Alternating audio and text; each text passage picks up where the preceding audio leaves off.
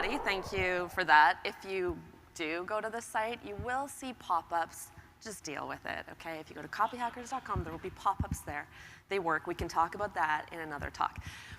But thank you for having me here at MozCon, which is like obviously a marketer's dream to be invited here, so I'm really appreciative. I am Joanna Wiebe. I'm a writer, or more specifically, I'm a copywriter, and more specifically than that, I'm a conversion copywriter. And as a writer, naturally, I want to start a talk with a poem, because obviously you should start your talk with a poem. So you might have heard this part before. Roses are red, violets are blue. Donate to a teacher, which is cutting off, I think, with the same name as you. Has anybody heard this before? Has anybody seen this? If you get emails from Donors Choose, you might have seen this on Valentine's Day in like 2015.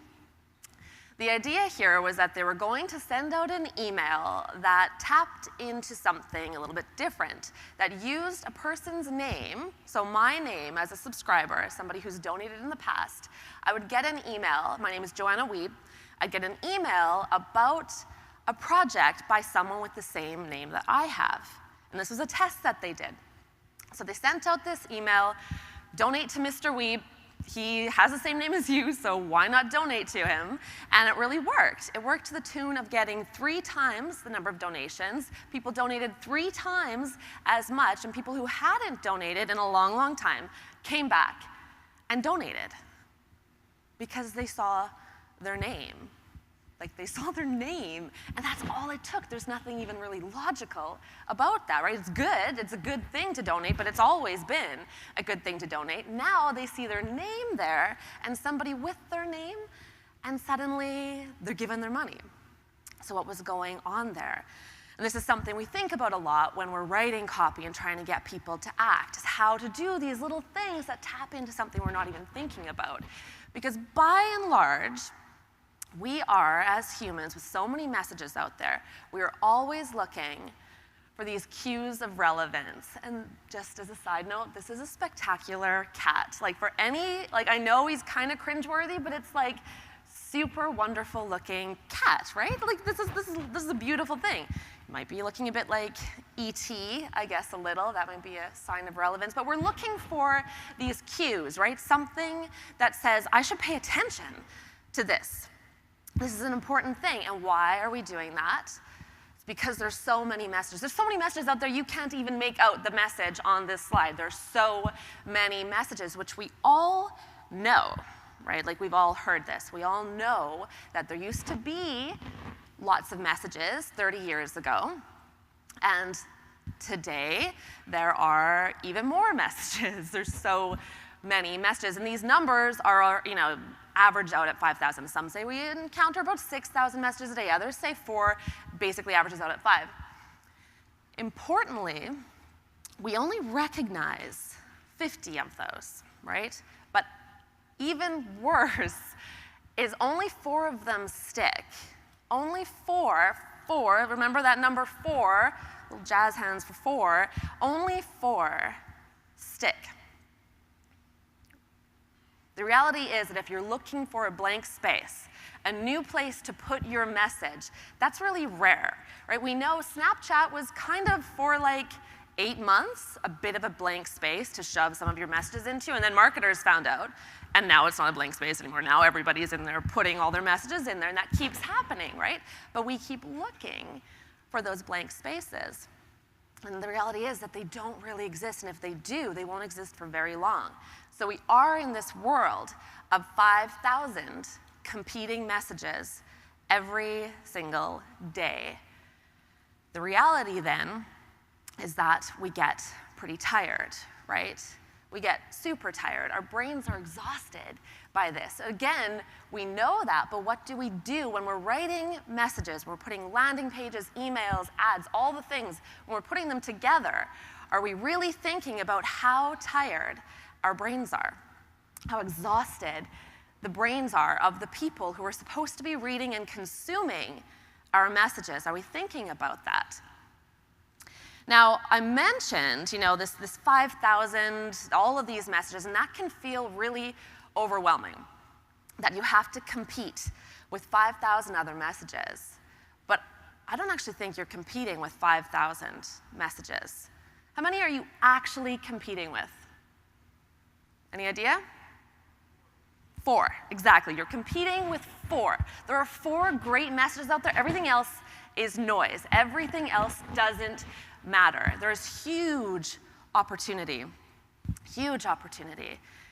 in just competing with the 4 because none of the other stuff is getting through.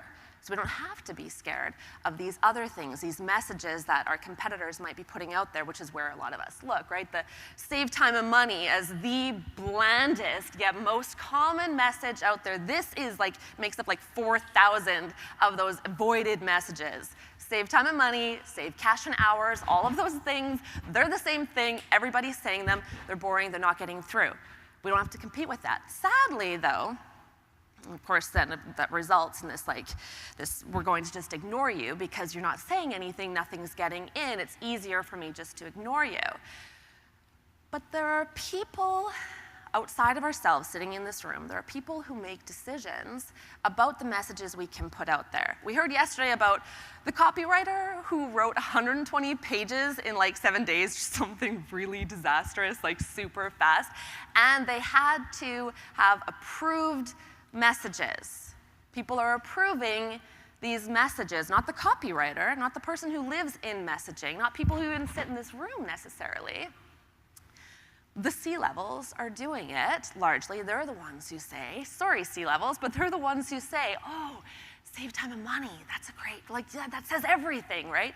Everything. Everybody wants to save time. Everybody wants to save money. Why don't we just say save time and money? And that's how we get those messages. We're so busy thinking of what we should do safely, saying things safely, saying things that sound succinct. It sounds like a short, little, snappy little message that feels good in a boardroom, feels really bad out in the market, though. But it's something that our competitors are doing, too. And so we have to make a case against our competitors with their safe messages.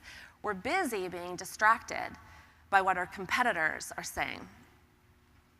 We're thinking about what they're saying, what they're testing, how they're doing things. Look what that guy did. We should do that too. But that's not where we should, of course, be looking, because it's not our competitors that are really the problem.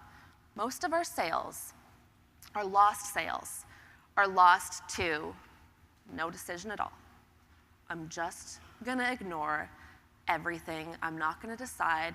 So the biggest threat is not our competitors, but the force of inertia.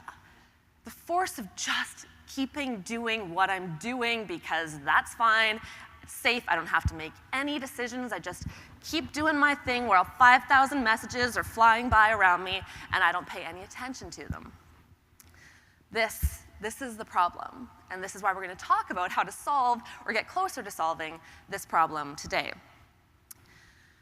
Because we're competing so hard, so here's kind of an example, right? So if we're in the Pacific Northwest right now. I live on Vancouver Island, which is just north of here. And it's a hiking culture, right? As soon as I moved on to the island, I had to show my hiking boots to get access. It's totally hiking culture. So let's say I'm out there with my little hiking app, walking along, looking for the most hipster hiking trail I could possibly find. I'm on my app, and then I signed up the other day for, let's say, a Wistia trial. We all know Wistia. We love Wistia. Wistia's the best. So I signed up for this trial. I'm out there doing my thing with people that I like, and an email pops up. I get a little notification on my phone that I have a new email from Wistia. I'm interested. I just started this trial. I like Wistia. Let's just see. I'm on a trail. I could do this. So I open the email. I look at it. And then I go back to my app and back to my life. And that's how life goes now. I saw the thing. I did nothing with the thing. And I'm back to my life. Just kept doing what I'm doing. Now, what do we as marketers do in that reality where we are competing so hard to get noticed? Not just to get noticed, to win attention, to keep attention, and of course then to monetize that attention. Now we all have to worry about these things, and as a copywriter, I get called in to worry about these things with people and help solve them, and then further below that, right, retention, referrals, all of those great things. Today we're going to talk about, for the rest of this presentation, we're going to talk about how to keep attention, how to keep it. That's the most important part that we're going to talk about today, because it is, without keeping attention, you can't monetize that attention, right? You can't do anything. If you grab attention, fabulous. Now, how do you keep it? How do you actually get people, when they open that email and they're on their hike, how do you get them to read it and care and do something? And I believe, I hypothesize that one of the biggest ways to do that is to get specific. It means getting rid of voiceless copy, of uncertain copy, of vague copy, of abstracted messages, those save time and money messages. Those aren't going to cut it. They just don't cut it. I'm going to show you what I mean by that. So this is, for the rest of this talk, I'll be breaking down this case study. These are 8 emails that Wistia sent out. We worked with Wistia in the spring to optimize. They have this onboarding sequence where you get like 3 different triggered sets of onboarding emails, and this was the 3rd one that we worked on, this like time-based sequence of emails to move trial users into paid users. That was the whole goal. So Wistia, as a lot of us know, if you use Wistia, you engage with their marketing, they're really good marketers, right? They're really good at it. They say compelling things. They get us to care. They write good copy. We knew the copy in the control emails we were going to test ours against. We knew that their control email copy was strong. It wasn't underperforming, it was doing well. We had to do better. We had to make it really fantastically better. And we managed to do that. I'm going to walk you through. We managed to do that where we got results of 3.5 times the paid conversions with our sequence. 3.5 times the paid conversions. So trial to paid, the control converts 100 people into paying customers. Ours converts 350 people into paying customers, just to spell it out for you, because we're getting specific here, right? This is not inconsequential. This is not a coincidence. These things that we tested to significance actually worked. This is the kind of stuff that C-levels, frankly, and all of us need to hear. And now I'm going to talk to you about 3, conveniently, 3 is a good number, 3 ways that you can get specific based on what we did with these Wistia emails. So the first way to get specific, to move past good copy to really great copy, that's high converting copy, is to make sure that what you're saying is obviously, not possibly, but obviously about the person who's reading it. Whoever's reading your copy needs to believe that it is obviously about them. That's the trick. So I'm going to be doing a bit of reading of some emails as well. So just like bear with me as I read copy aloud to you, and you'll be like reading it on the screen, and they'll be typing as I'm doing it. There'll be like the same message coming at you again and again. But we're going to do that because that's part of the exercise. So this is a control email. You don't have to read it. I'm going to blow up this copy larger so that you can read it. The control email for Wistia. This is the first one in the sequence that we optimized. So here's how it reads kind of in context. Okay, ready? You can read along too. I'm going to read it aloud though. Your video is live. Let's see how it's doing. Party time. Your video is live. Ready to dive into some data?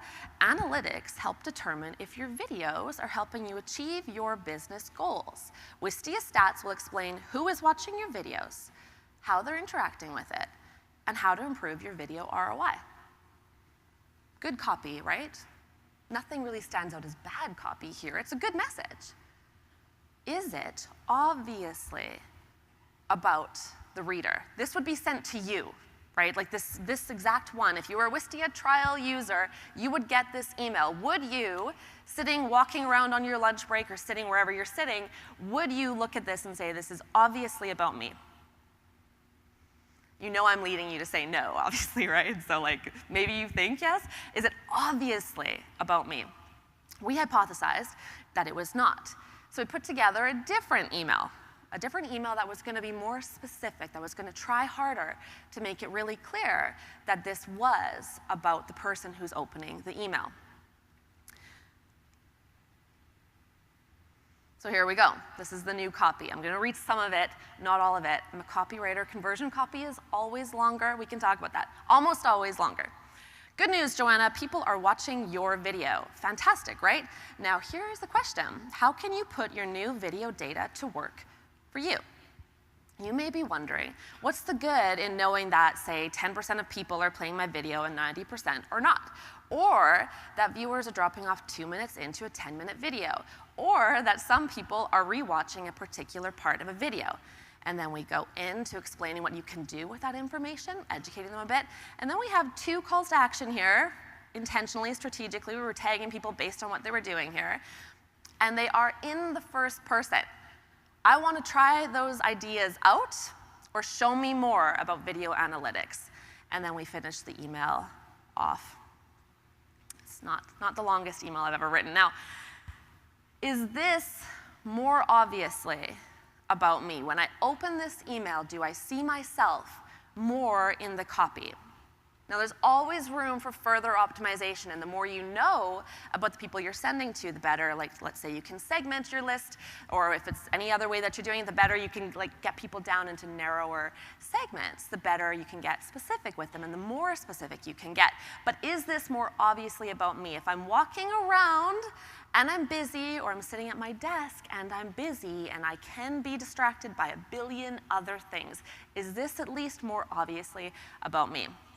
Turned out, of course, that it was. We saw the great results that we saw. Now, here's what we were doing with it. Here's how you can do it, too. Not can, but probably should do it as well. We're working to feed their ego. People love to hear about themselves. They love it. They don't just love it for vanity's sake, but again, so that they know that they should pay attention to this message. Feed their ego, connect it to their lives. What do I do with this information now that I know it, right? Okay, great, people are viewing my video. What do I do with that? We have to help them understand specifically what they can do with it. Empower them to then go act on it with specifics.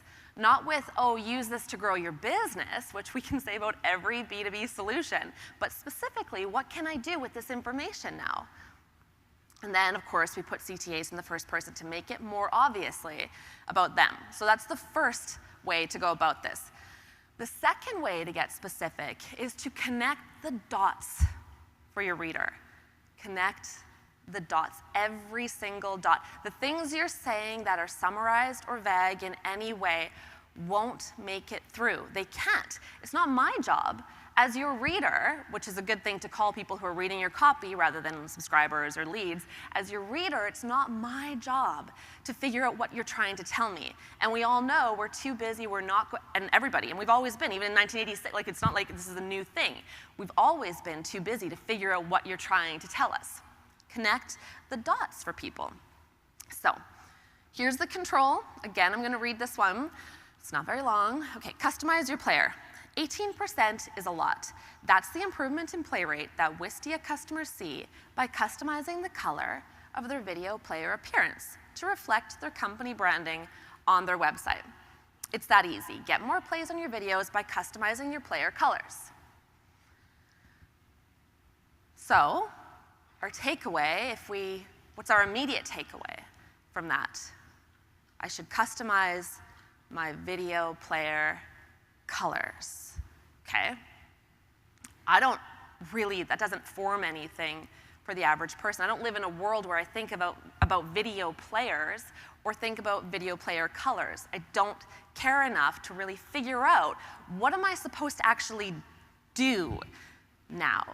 Help me, spell it out for me. What do I do with this information that you've given me? How am I supposed to put this into practice in my life and make my life better? The easiest thing for me to do is just ignore this. Okay, great, thank you. I don't actually think 18% is a lot, so I don't really know how to do anything with what you just told me, but it's gonna move on. And that's the problem, right? Our job is to take this like vague blob of stuff that we're telling people and really connect the dots for them. Help them really understand and get inside the message we're trying to get them to get inside of. So here's what we did. We wrote, of course, another email, and here's how we did it. I'm gonna like move through this somewhat quickly. We saw 18% more people click play when we did this, Joanna. Again, a little personalization goes a long way. We customized the color of our video players. That's all it took to get nearly 20% more views of our videos. The Wistia player defaults to gray, which is nice, but gray. So why stick with gray when you can go with hot pink or dollar bill green or, well, Wistia blue? And then we have a little JPEG in there. You can change a video's player color in 2 clicks in Wistia. And then it goes on to say that videos that used to get 100 views a day now get 118 views a day. In a month, that's an extra 500, typo there, 500 views. And it only takes something like 11 seconds to make this very simple but very powerful change to your videos. So what have we done there? What have we done there to connect those dots for people? Getting more specific for our reader. We made concepts concrete. Right? We didn't just say, like, what's a color? Like, okay, change your color. I don't know what to do. Like, what does color look like? Like, everybody thinks color is something different. It's a bit conceptual, right? Color isn't a thing you can point at. It's all the things. So we had to say something that was more concrete, like hot pink. I know what hot pink looks like. My brain doesn't have to work through that. I know what it looks like. Dollar bill green, most of us know what dollar bill green looks like. Those are important things to spell out. That's how you get your copy better, by pushing harder on those concepts and not settling for the summarized noun in this case.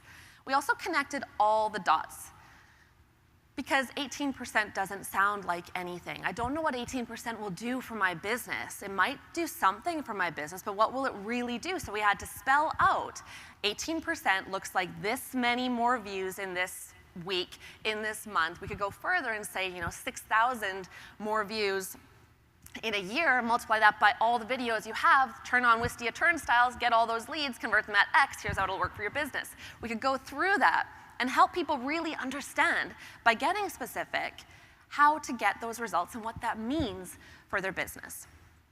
So here's the last technique we're gonna talk about. And for this, I'm gonna borrow from like Zeph's book a bit, and ask you to close your eyes. Please, just do me a favor and close your eyes. People are doing it. That's awesome. Okay, you're not doing it though, and I can see you. When you sit up front, I can see you. Close your eyes. I'll tell you when to open them. All I want you to do, I'm gonna read this copy to you. Just like, clear your mind. Don't work hard on trying to figure out what I'm saying. Just be yourself with closed eyes, and I'll read it to you, and think through what images are forming in your head as I do it.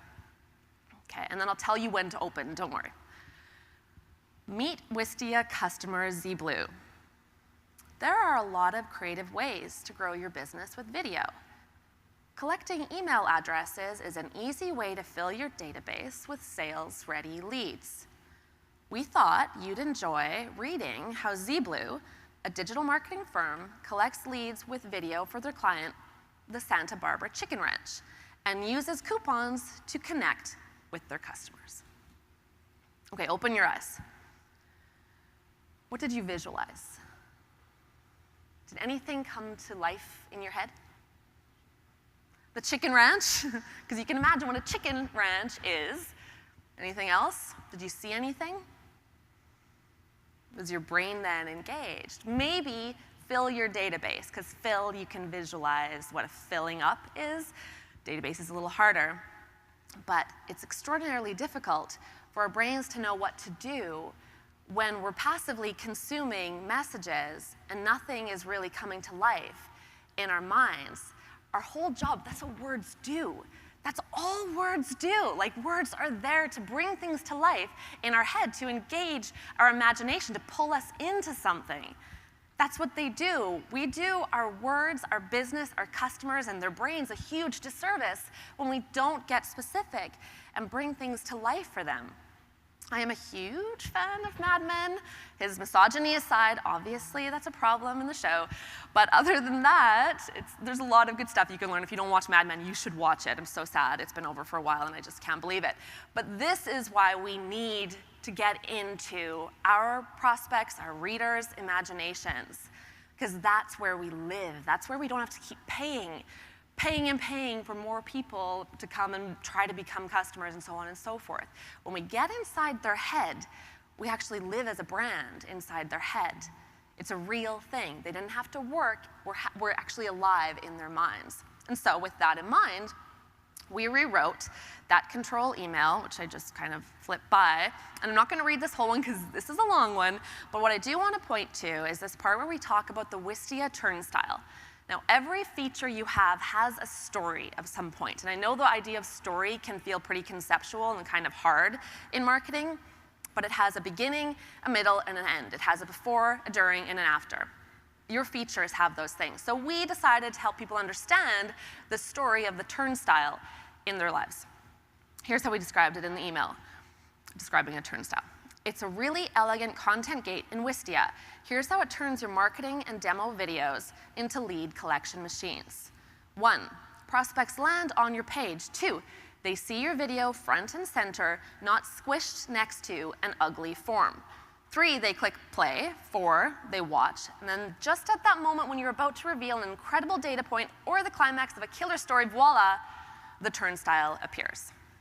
So we're walking them through the story of the feature. We're using word pictures throughout the email to try to help them, their brains, which are disengaged, get engaged. We're trying to bring them into this and walk them through this story so that they're actually living it with us. So not just reading some copywriter's copy that was approved by a marketer who got it approved by the C-level, but something that's real and that's pulling them in.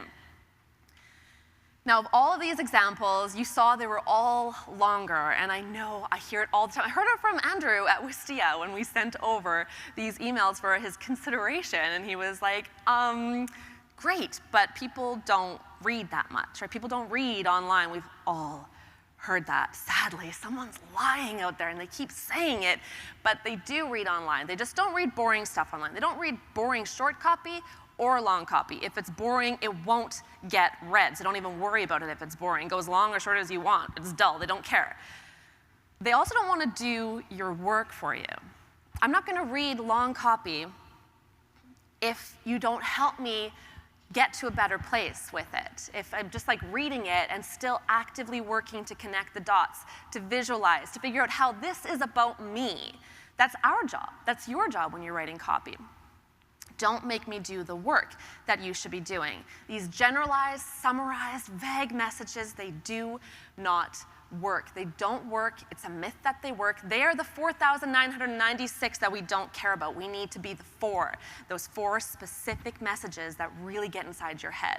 Now, I know it takes organizational change to get like away from those summarized messages. They're uncomfortable for a lot of us. It's safer to just stay short because we've heard that's a good thing at some point, but it doesn't work. It doesn't work as well as it could. It works well, right? We saw Wistia was doing well, but we 3.5 times better when we worked harder and wrote even more as long as we were specific about it. We need to do these things because we're working hard to win attention, keep attention, and monetize that attention. And we'll never get to monetization if we do not keep their attention. So keep these in mind when you are writing copy next. And if you have any questions, I'm around to talk. Thank you.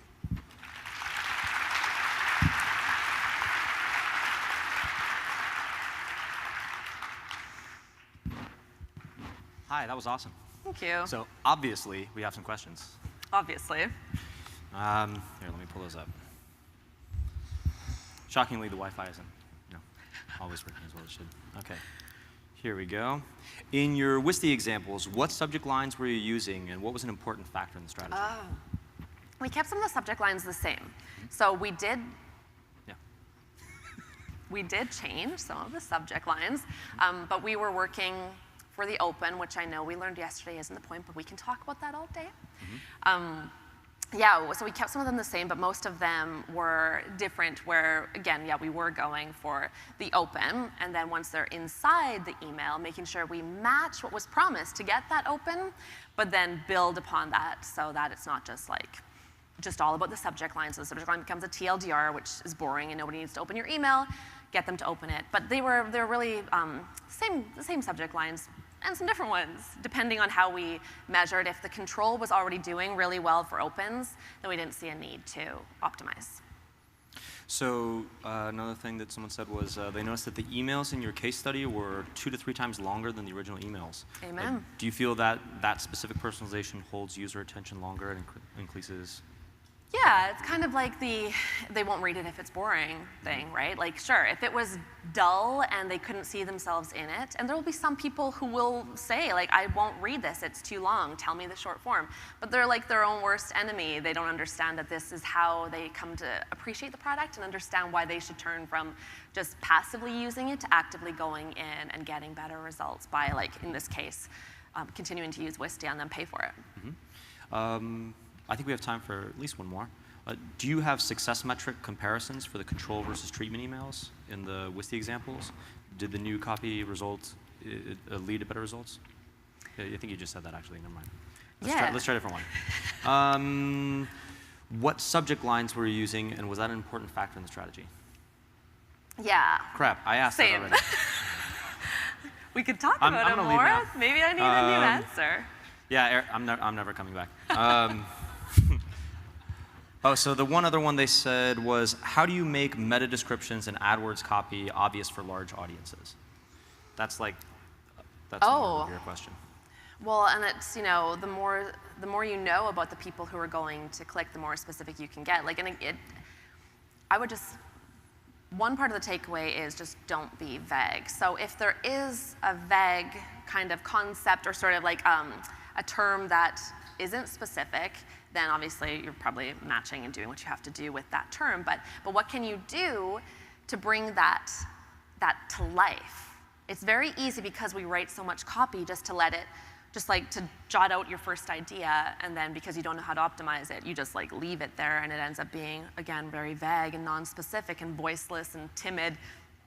But if you can go back in and apply, I don't know if that's helping with this for this particular thing, but it really is just like a matter of pushing harder to get through those, really doing the test. Like, read that, or have somebody read the copy to you, and if it doesn't trigger anything in your brain, then just rewrite it until it does, and that's what we do. That's what our team does. The problem now is I have chicken farms seared into my brain forever. I know. Well, chicken ranch. Chicken ranch, see? Chicken ranch, see? Right. Well, yeah. that's interesting. Thank you so much, Joanna. Thank you. Thanks, guys.